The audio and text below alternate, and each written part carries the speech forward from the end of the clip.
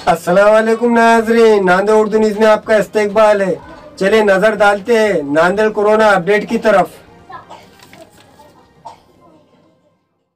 सरकारी अस्पताल के जराये ने बताया कि आज सुबह कोरोना वायरस की जांच रिपोर्ट मिली है, जिसमें 6 कोरोना पॉजिटिव मरीज पाए गए।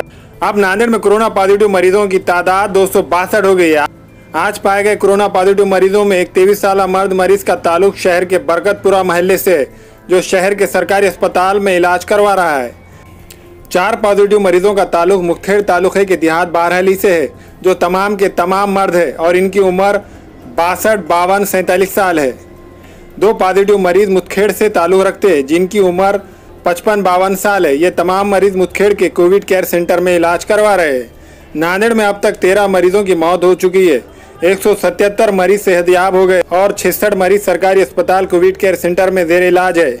कल नांदेड़ में कोरोना का एक भी पॉजिटिव मरीज ना मिलने से शहरियान ने सुकून की सांस ली थी, लेकिन आज 6 मरीज का इजाफा हो गया है। कहा जाता है कि अभी बहुत सारे नमूनों की जांच रिपोर्ट आना बाकी है। देखा जाए तो गुज़िश्ता 1 माह के दौरान नांदेड़ में 190 कोरोना पॉजिटिव मरीज पाए गए हैं। इन लॉकडाउन के बाद बड़े पैमाने पर चहल पहल और समाजी दूरी मास्क न लगाने की वजह से भी मरीजों की तादाद में इजाफा देखा जा रहा है।